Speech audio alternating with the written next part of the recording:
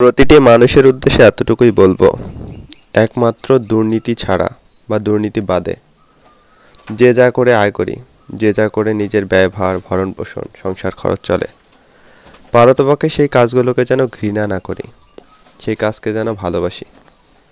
কেননা যা করে আয় করছেন, যা করে সংসার চলছে, সেটাকে যদি ঘৃণা করেন তবে সেই কাজে যেমন আনন্দ পাবেন না, ঠিক সেই সাথে আপনার সংসার খরচ বলেন, সেই কাজে দক্ষ হওয়া বলেন, সীমিত হয়ে আসবে। সেই জন্য এতটুকুই বলবো, যেহেতু যা করে আয় করছেন দুর্নীতি বাদে আর কি, সেটা যেহেতু সংসারের ব্যয়ভার বহন করছে, সেহেতু বিকল্প কাজ না পাওয়া পর্যন্ত যেখানে আছেন যা করছেন সেই কাজকে ভালোবাসেন।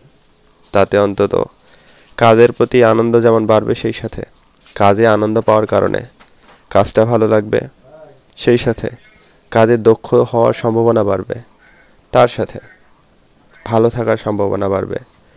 কারণ কাজ সচরাচর আমরা ন্যূনতম 8 ঘন্টা করে করি। এখন সেই 8 ঘন্টা যদি আপনার মনের মধ্যে এটা কাজ করে যে আমার কাজ ভালো লাগছে না, আমার পছন্দ নয়, তবে তার পরিণতি নিশ্চয়ই খুব একটা ভালো হবে না। সেই জন্যই বলছি, যতক্ষণ আছেন বিকল্প যদি পেয়ে যান সেটা অন্য কথা, কিন্তু যতক্ষণ পাননি ততক্ষণ ওই কাজকে ভালোবাসেন, তাতে মনোযোগ দিন, দক্ষ হওয়ার চেষ্টা করেন। তাতে ভালো থাকার সম্ভাবনা অন্তত বাড়বে, কাজ ভালো না লাগার ফলে যতটুকু অসুবিধা হবে সেই তুলনায়।